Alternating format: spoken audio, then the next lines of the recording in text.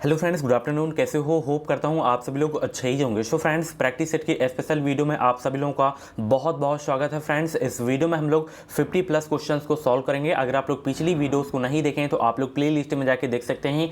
Play list में आपको सभी सब्जेक्ट की इंपॉर्टेंट वीडियोस मिल जाएगी। इसके अलावा आप लोग हमारे टेलीग्राम चैनल से ज्वाइन हो सकते हैं। टेलीग्राम चैनल का नाम है एजुकेशन विद साहिल। वीडियो के डिस्क्रिप्शन बॉक्स में आपको टेलीग्राम चैनल की लिंक मिल जाएगी, आप लोग ज्वाइन हो सकते हैं। वहाँ पे आपको जो है फ्री PDF मिलती रहेंगी एंड जो भी UP plus UP BEd counselling की अपडेट रहेगी, छोटी छोटी अपडेट वहां पे भी आपको मिलती रहेंगी। तो चलिए इस वीडियो को स्टार्ट करते हैं। वीडियो स्टार्ट करने से पहले वीडियो को सभी लोग लाइक कर देंगे, शेयर कर देंगे, ताकि और सारे लोग ज्वाइन हो सकें इस क्लास से। पेड एग्जाम में बेहतरीन स्कोर करना है तो आप लोग हमारे चैनल से जुड़े रहें, चैनल को सब्सक्राइब कर लीजिए। इस चैनल के माध्यम से आपको निश्चित ही मदद मिलेगी।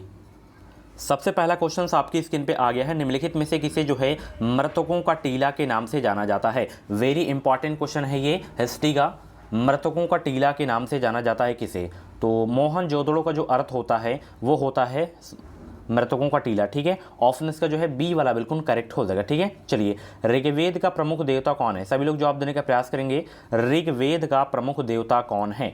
चार ऑप्शन आपके सामने दिए गए हैं। जो भी इस क्वेश्चन का राइट आंसर आप लोग कमेंट बॉक्स में फटाफट बताने का प्रयास करेंगे। आंसर सोचने का अगर आप लोगों को ज़्यादा समय चाहिए तो आप लोग वीडियो को रोक भी सकते हैं। तो ऋग्वेद का प्रमुख देवता है अग्नि। ठीक है, ऑप्शन इसका बी वाला बिल्कुल करेक्ट हो जाएगा। चलिए, महावीर का जन्म हुआ था कहाँ? महावीर स्वामी जी का जन्म कहाँ हुआ था? जवाब देने का प्रयास करेंगे। महावीर का जन्म कहाँ हुआ था? चलिए, 3 का जवाब देने का प्रयास करेंगे। सभी को भाई गुड आफ्टरनून। सभी लोग वीडियो को लाइक कर देंगे। लाइक आप लोग नहीं करते हैं और लाइक कर दिया करें। तो महावीर का जन्म देखिए, अगर पूछे कब हुआ था तो 599 ईसा पूर्व में हुआ था लगभग में। ठीक है, और इनका जन्म कहाँ पे हुआ था? वैशाली के निकट कुंडग्राम में हुआ था। ठीक है, ऑप्शन इसका जो है सी वाला बिल्कुल करेक्ट हो जाएगा। इंपॉर्टेंट क्वेश्चन है आपके एग्जाम के लिए।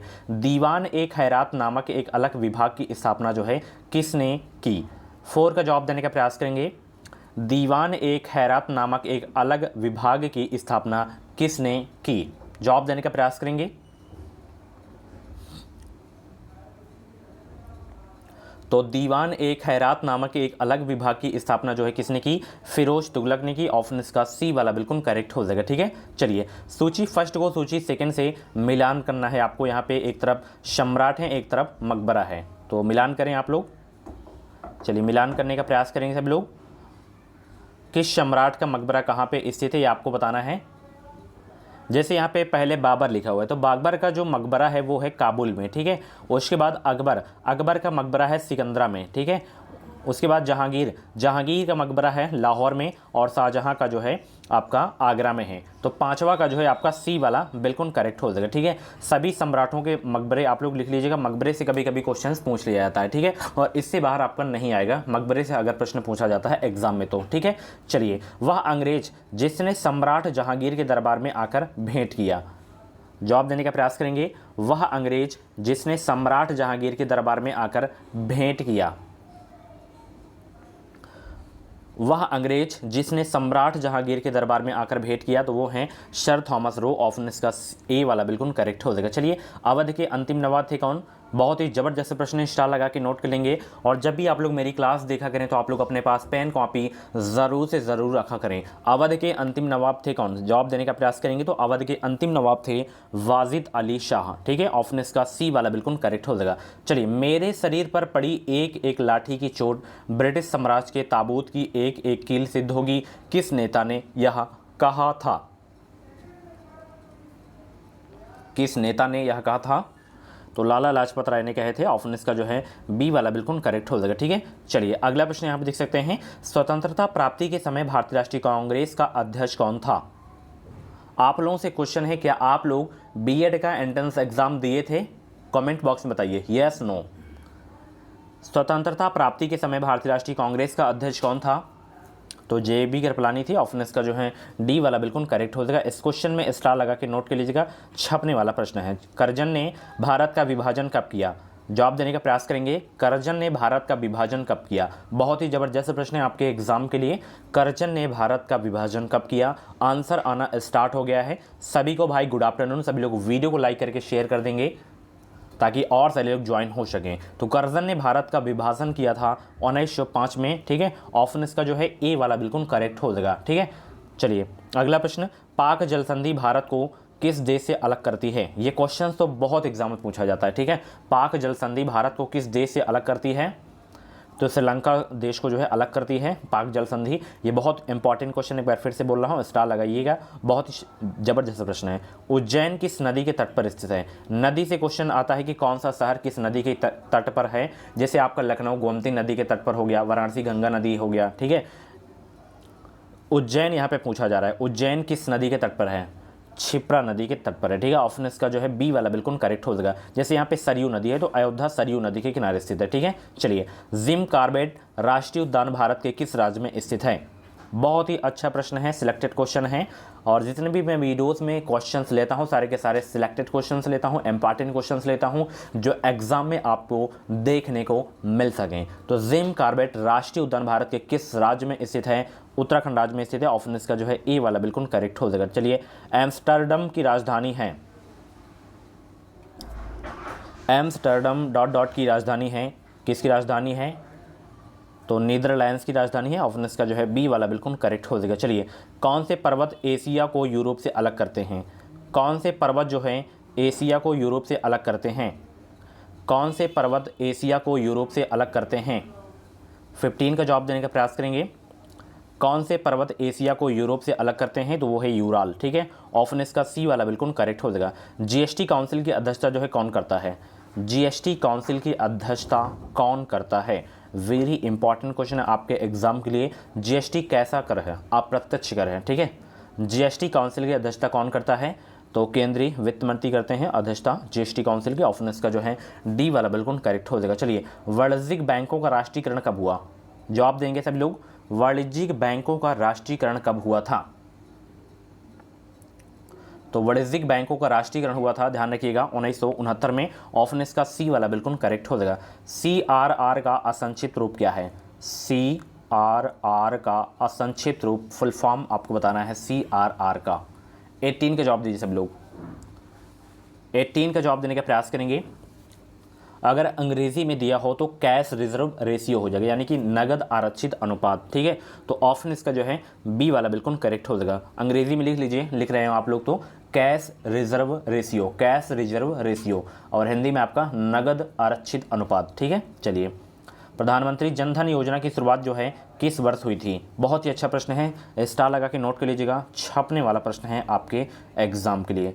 प्रधानमंत्री जन धन योजना की शुरुआत कब की गई थी? 19 का जवाब देने का प्रयास करेंगे तो 2014 को की गई थी, ठीक है। ऑप्शन इसका जो है बी वाला बिल्कुल करेक्ट हो जाएगा। चलिए, अगला प्रश्न आप देख सकते हैं, आर्थिक कार्यों के क्षेत्रक मुख्यतः कितने भागों में बटे हुए हैं? आर्थिक कार्यों के क्षेत्रक मुख्यतः कितने भागों में बटे हुए हैं? 20 का जवाब देने का प्रयास करेंगे। आर्थिक कार्यों के क्षेत्रक मुख्यतः कितने भागों में बटे हुए हैं? तो 3 भागों में बटे हुए हैं। ऑप्शन इसका जो है सी वाला बिल्कुल करेक्ट हो जाएगा। चलिए, भारतीय संविधान की प्रस्तावना किस प्रकार के न्याय की बात नहीं कही गई है? भारतीय संविधान की प्रस्तावना में जो है किस प्रकार के न्याय की बात नहीं कही गई है? 21 का जवाब देने का प्रयास करेंगे। सभी लोगों का आंसर आना स्टार्ट हो गया भाई, और सभी लोग जवाब जरूर दिया करें और लास्ट में अपना स्कोर जरूर शेयर किया करें ताकि मैं जान सकूं किनका क्या स्कोर जा रहा है। तो लोकतांत्रिक प्रकार के न्याय की बात जो है नहीं की गई है भारतीय संविधान की प्रस्तावना में। ऑप्शन इसका ए वाला बिल्कुल करेक्ट हो जाएगा। चलिए, अभिव्यक्ति की स्वतंत्रता किस मौलिक अधिकार के अंतर्गत आती है? अभिव्यक्ति की स्वतंत्रता किस मौलिक अधिकार के अंतर्गत आती है? अभिव्यक्ति की स्वतंत्रता किस मौलिक अधिकार के अंतर्गत आती है? तो स्वतंत्रता के अधिकार के अंतर्गत आती है, ठीक है। ऑप्शन इसका जो है बी वाला बिल्कुल करेक्ट हो जाएगा। चलिए, निम्नलिखित में से कौन से भारतीय संसद के संगठक हैं? निम्नलिखित में से कौन से भारतीय संसद के संगठक हैं? निम्नलिखित में से कौन से जो है भारतीय संसद के संगठक हैं? 23 का जवाब देने का प्रयास करेंगे। भारतीय संसद के संगठक हैं कौन? तो इसमें देखिए, राष्ट्रपति भी हैं एंड राज्यसभा भी एंड लोकसभा भी, तीनों, ठीक है। तो डी वाला आपका करेक्ट हो जाएगा। ये एक बार फिर से बोल रहा हूँ, इंपॉर्टेंट क्वेश्चन है, इस क्वेश्चन को जरूर से जरूर आप लोग नोट करिएगा, ठीक है। चलिए, भारत में उच्च न्यायालय की मुख्य न्यायाधीश बनने वाली पहली जो है महिला कौन थी? ये इंपॉर्टेंट क्वेश्चन है। चलिए, भारत में उच्च न्यायालय की मुख्य न्यायाधीश बनने वाली पहली महिला कौन थी?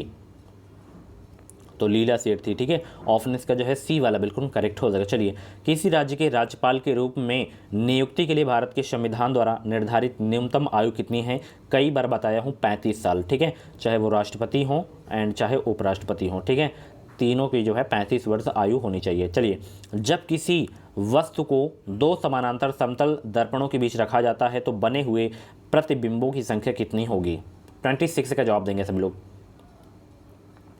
तो बने हुए प्रतिबिंबों की संख्या कितनी होगी? अनंत होगी। कितनी होगी? अनंत होगी। तो ऑप्शन इसका जो है डी वाला बिल्कुल करेक्ट हो जाएगा। चलिए, निम्नलिखित में से कौन सा अम्ल चींटी के डंक में पाया जाता है? बहुत ही जबरदस्त प्रश्न है। निम्नलिखित में से कौन सा अम्ल जो है चींटी के डंक में पाया जाता है? सभी लोग जवाब देने का प्रयास करेंगे। 27 का राइट आंसर क्या हो जाएगा? कौन सा अम्ल चींटी के डंक में पाया जाता है? बहुत ही जबरदस्त प्रश्न है। तो फार्मिक अम्ल आप लोग सुने होंगे, जिसे मेथेनोइक अम्ल के नाम से भी जाना जाता है। तो फार्मिक अम्ल आए तो फार्मिक अम्ल लगा देना है, अगर मेथेनोइक अम्ल आए तो मतलब दो नाम है इसके, तो चींटी के डंक में यही पाया जाता है, यही एसिड पाया जाता है, ठीक है। ऑप्शन इसका ए वाला बिल्कुल करेक्ट हो जाएगा। चलिए, निम्नलिखित में से किस अम्ल को अम्लों का राजा कहा जाता है? किस अम्ल को जो है अम्लों का राजा कहा जाता है? 28 का जवाब देने का प्रयास करेंगे। सभी का आंसर आना स्टार्ट हो गया है। सभी लोगों को गुड आफ्टरनून। सभी लोग वीडियो को लाइक ज़रूर कर दो, थोड़ी लाइक की और कमी है, तो प्लस लाइक करो ज़रूर, सब्सक्राइब भी कर लो ताकि आने वाली क्लासेस का नोटिफिकेशन आपको मिलता रहे। निम्नलिखित में से किस अम्ल को जो है अम्लों का राजा कहा जाता है? तो कहा जाता है सल्फ्यूरिक अम्ल को, ठीक है। ऑप्शन इसका जो है डी वाला बिल्कुल करेक्ट हो जाएगा। कवकों के अध्ययन को कहा जाता है क्या? कवकों के अध्ययन को कहा जाता है क्या? कवकों के अध्ययन को कहा जाता है क्या? 29 का जवाब देने का प्रयास करेंगे सब लोग। तो कवकों के अध्ययन को कहा जाता है माइकोलॉजी। ऑप्शन इसका जो है सी वाला बिल्कुल करेक्ट हो जाएगा। निम्नलिखित में से कौन सा जल जो है में घुलने वाला विटामिन है? कौन सा जो है जल में घुलने वाला विटामिन है?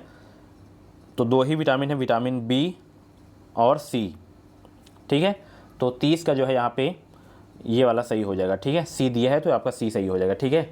विटामिन बी और विटामिन सी ये जो है आपके जल में घुलने वाले विटामिन हैं, ठीक है। अगर वसा में पूछे तो ए, डी, ई, के ये चारों विटामिन आपके वसा में घुलनशील होते हैं, ठीक है। चलिए, अगला प्रश्न यहाँ पे देख सकते हैं। निम्नलिखित में पुल्लिंग शब्द कौन सा है? इसमें हिंदी ग्रामर के क्वेश्चन स्टार्ट हो गए हैं। 36 का जवाब देने का प्रयास करेंगे।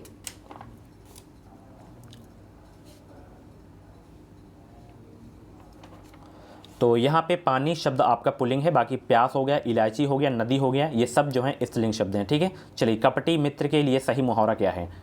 कपटी मित्र के लिए जो है सही मुहावरा क्या है? कपटी मित्र के लिए सही मुहावरा क्या है? 37 का जवाब देंगे सभी लोग। आस्तीन का सांप हो जाएगा, ठीक है। ऑप्शन इसका बी वाला बिल्कुल करेक्ट हो जाएगा। विनय पत्रिका की भाषा कौन सी है? बहुत ही जबरदस्त प्रश्न है, स्टार लगा के नोट कर लीजिएगा, एग्जाम में आपको देखने को मिलेगा 100%। विनय पत्रिका की भाषा है व्रज भाषा, ठीक है। इंपॉर्टेंट क्वेश्चन है आपके एग्जाम के लिए, ठीक है। ये किसके द्वारा रचित है विनय पत्रिका? गोस्वामी तुलसीदास, ठीक है, याद रखिएगा। चलिए, कौन सा जो है शब्द भ्रमर का प्रवाची नहीं है? कौन सा शब्द भ्रमर का प्रवाची नहीं है? 39 का जवाब देने का प्रयास करेंगे।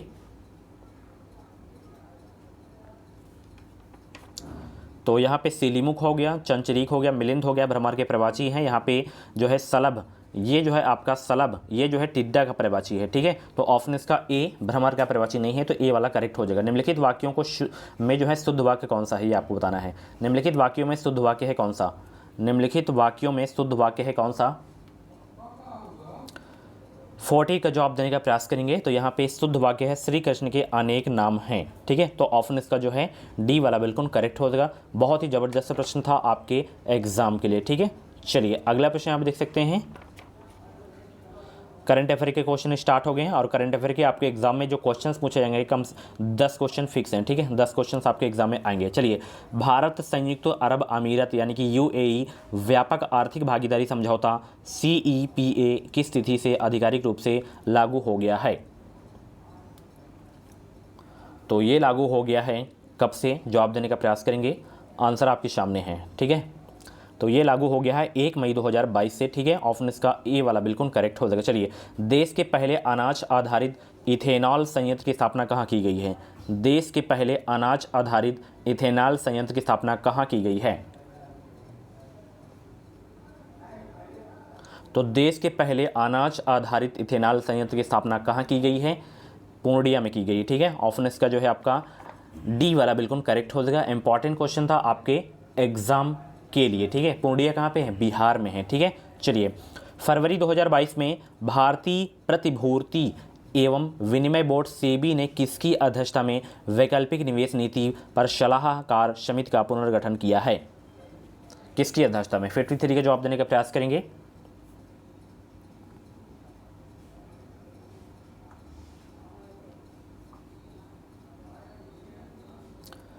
तो ये जो है किया गया था किसकी अध्यक्षता में? NR नारायण मूर्ति की अध्यक्षता में किया गया था, ठीक है। ऑप्शन इसका बी वाला बिल्कुल क्वेश्चन है, बिल्कुल राइट आंसर हो जाएगा, ठीक है। सो फ्रेंड्स, आप लोगों से क्वेश्चन है सेबी का हेडक्वार्टर कहाँ पे है और सेबी की जो है स्थापना कब हुई थी, आप लोग कमेंट बॉक्स में जवाब देंगे। चलिए, मई 2022 में इंडियन ऑयल कॉरपोरेशन ने असम के किस जिले में पायलट आधार पर मेथनॉल के मिश्रण वाला M15 पेट्रोल लॉन्च किया है? किस जिले में? असम के। 54 का जवाब देंगे सभी लोग।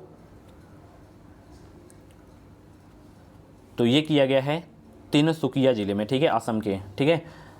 ऑप्शन इसका जो है सी वाला बिल्कुल करेक्ट हो जाएगा। चलिए, हाल ही में भारतीय विज्ञान संस्थान बेंगलुरु के नेतृत्व में किए गए अध्ययन में किस नदी में जो है माइक्रोप्लास्टिक पाया गया है जिसके कारण मछलियों में विकास प्रभावित हो रहा है? 55 को जवाब देने का प्रयास करेंगे। 55 का जवाब देने का प्रयास करेंगे सभी लोग। तो ये जो है किया गया है कावेरी नदी पर, ठीक है। ऑप्शन इसका जो है ए वाला बिल्कुल करेक्ट हो जाएगा, ठीक है। कहाँ पे पाया गया है? कावेरी नदी पर। चलिए, मार्च 2022 में केंद्रीय मंत्री नितिन गडकरी ने नई दिल्ली में विश्व की सबसे उन्नत तकनीक विकसित green hydrogen fuel cell electronic वाहन लॉन्च किया। लॉन्च किए गए वाहन का क्या नाम है? तो उस वाहन का नाम है टोयोटा मिराई, ठीक है। ऑप्शन इसका डी वाला बिल्कुल करेक्ट हो जाएगा। फरवरी मार्च 2022 में 5 राज्यों में विधानसभा चुनाव संपन्न हुए। विकल्प में से कौन सा राज्य 5 राज्यों में शामिल नहीं था? 57 का जवाब देने का प्रयास करेंगे। बहुत ही इंपॉर्टेंट क्वेश्चन है आपके एग्जाम के लिए। तो देखिए, वो कौन कौन से राज्य यहाँ पे चुनाव हुए थे अभी? उत्तर प्रदेश में, पंजाब में, गोवा में, मणिपुर में और उत्तराखंड में, ठीक है। तो यहाँ पे आपका सिक्किम नहीं होगा, ठीक है। ऑप्शन इसका बी वाला बिल्कुल करेक्ट हो जाएगा, ठीक है। चलिए, अगला प्रश्न आप देख सकते हैं। दिसंबर 2021 में प्रधानमंत्री नरेंद्र मोदी ने गंगा एक्सप्रेसवे की आधारशिला रखी। इस एक्सप्रेसवे के संबंध में विकल्प में से कौन सा तथ्य सही नहीं है? सभी एक्सप्रेसवेयों के जो है आपको पढ़ना है कथन, फिर आपको बताना है कौन सा सही नहीं है। 58 का जवाब देने का प्रयास करेंगे भाई सभी लोग। सभी लोग जवाब देने का प्रयास करेंगे। ये हो गया कथन आपका, ये हो गया, ये हो गया, ये हो गया। तो कौन सा इस एक्सप्रेसवे के संबंध में सही नहीं है? तो यहाँ पे देख सकते हैं डी वाला आपको दिख रहा है। यह एक्सप्रेसवे मेरठ जिले के बिरमती गांव से शुरू होकर वाराणसी जिले के समनपुर गांव पर समाप्त होता है। बिल्कुल गलत है, बिल्कुल असत्य है, ठीक है। ऑप्शन इसका जो है आपका डी वाला बिल्कुल करेक्ट हो जाएगा, ठीक है। और लाइक नहीं कर रहे हो आप लोग, चलिए लाइक कर दो। चलिए, अगला प्रश्न आप देख सकते हैं। अगस्त 2021 में राष्ट्रपति से मंजूरी मिलने के बाद 127वें संविधान संशोधन विधेयक 2021 को किस अधिनियम के रूप में अधिसूचित किया गया है? किस संविधान संशोधन के द्वारा? तो ये किया गया है 105वां संविधान संशोधन 2021 के द्वारा। ऑप्शन इसका जो है सी वाला बिल्कुल करेक्ट हो जाएगा, ठीक है। चलिए, नवंबर 2021 में कौन स्वीडन की जो है पहली महिला प्रधानमंत्री चुनी गई हैं? छपने वाला प्रश्न है, स्टार लगा के नोट कर लीजिएगा। इंपॉर्टेंट क्वेश्चन है, बहुत ही जबरदस्त प्रश्न है। 60 का जवाब दीजिए। नवंबर 2021 में स्वीडन की पहली महिला प्रधानमंत्री चुनी गई हैं मैग्डालेना एंडरसन, ठीक है। ऑप्शन इसका जो है आपका डी वाला बिल्कुल करेक्ट हो जाएगा। चलिए, हरिप्रसाद चौरसिया जो है क्या बजाने के लिए जाने जाते थे, ये आपको बताना है। ये क्वेश्चंस बहुत पूछा जाता है, वाद्य यंत्र से क्वेश्चन आता है। तो ये बांसुरी वादक थे हरिप्रसाद चौरसिया, ठीक है। ऑप्शन इसका जो है आपका सी वाला बिल्कुल करेक्ट हो जाएगा, ठीक है। चलिए, जैसे बिस्मिल्लाह खान का संबंध किस वाद्य यंत्र से है, आप लोग कमेंट बॉक्स में जवाब देंगे। बिस्मिल्लाह खान। चलिए, द्वीप क्षेत्रों सहित भारत के समुद्र तट की अनुमानित लंबाई कितनी है? तो इसकी जो लंबाई है वो है 7516.6 किलोमीटर है। ऑप्शन इसका जो है आपका सी वाला बिल्कुल करेक्ट हो जाएगा। निम्नलिखित में से कौन सा देश आसियान का सदस्य नहीं है? आसियान का सदस्य कौन सा नहीं है? जवाब देने का प्रयास करेंगे। तो इसमें कंबोडिया है, लाओस है, फिलीपींस है, ठीक है। इसमें चीन जो है आसियान का सदस्य नहीं है। तो ऑप्शन इसका बी वाला बिल्कुल करेक्ट हो जाएगा। चलिए, BC राय पुरस्कार किस क्षेत्र में दिया जाता है। अभी हाल ही के लेखपाल के एग्जाम में ये क्वेश्चन पूछा गया था और इस एग्जाम में भी पूछा जा सकता है। तो BC रैप पुरस्कार जो है चिकित्सा के क्षेत्र में दिया जाता है। ऑप्शन इसका जो है सी वाला बिल्कुल करेक्ट हो जाएगा। निम्नलिखित में से दुनिया का सबसे छोटा पक्षी कौन सा है? निम्नलिखित में से दुनिया का सबसे छोटा पक्षी कौन सा है? तो बी हामिंग बर्ड जो है आपका दुनिया का सबसे छोटा पक्षी है। ठीक है, चलिए धनपत राय श्रीवास्तव किस नाम से मशहूर हैं? धनपत राय श्रीवास्तव किस नाम से मशहूर हैं?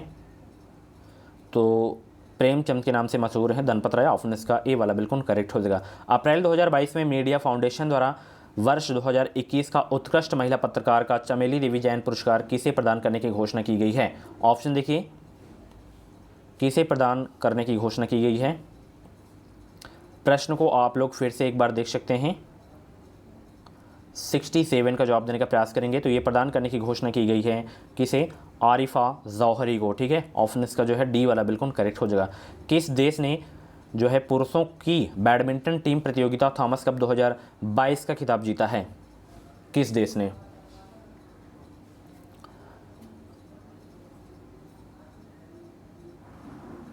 तो ये जीता है अपना देश भारत। ठीक है, ऑप्शन इसका जो है ए वाला बिल्कुल करेक्ट हो जाएगा। Crunch time Narendra Modi's national securities crisis नामक पुस्तक किसने लिखी है? तो इस पुस्तक को जो है लिखी है डॉक्टर श्रीराम चौलिया। ऑप्शन इसका बी वाला बिल्कुल करेक्ट हो जाएगा। प्रतिवर्ष पृथ्वी दिवस कब मनाया जाता है? महत्वपूर्ण दिवस से आपके एग्जाम में ज़रूर से ज़रूर क्वेश्चन आएंगे। प्रतिवर्ष पृथ्वी दिवस कब मनाया जाता है? 70 का जवाब देने का प्रयास करेंगे। तो 22 अप्रैल को मनाया जाता है। ठीक है, और 22 मार्च को विश्व जल दिवस। ठीक है, 15 मार्च को क्या मनाया जाता है? कमेंट बॉक्स में जवाब देने का प्रयास करेंगे 15 मार्च को। और ये थी आज की क्लास। कैसी लगी क्लास कमेंट बॉक्स में ज़रूर बताइएगा। और जितने भी आपके क्वेश्चंस करेक्ट हुए हों तो आप लोग अपना नाम स्कोर कमेंट बॉक्स में ज़रूर बताइएगा। और ऐसी वीडियोस देखने के लिए आप लोग हमारे चैनल से जुड़े रहें। जो भी UP एग्ज़ाम की अपडेट रहेगी वो अपडेट आपको जो है मिलती रहेंगी। चलिए मिलते हैं अगली क्लास पे। क्लास कैसी लगी अपना फीडबैक ज़रूर दीजिएगा। चैनल को सब्सक्राइब कर लीजिएगा, बेल आइकन को ऑल पे प्रेस कर लीजिएगा ताकि आने वाली सभी वीडियोज़ का नोटिफिकेशन आपको समय समय से मिलता रहे। Thank you so much.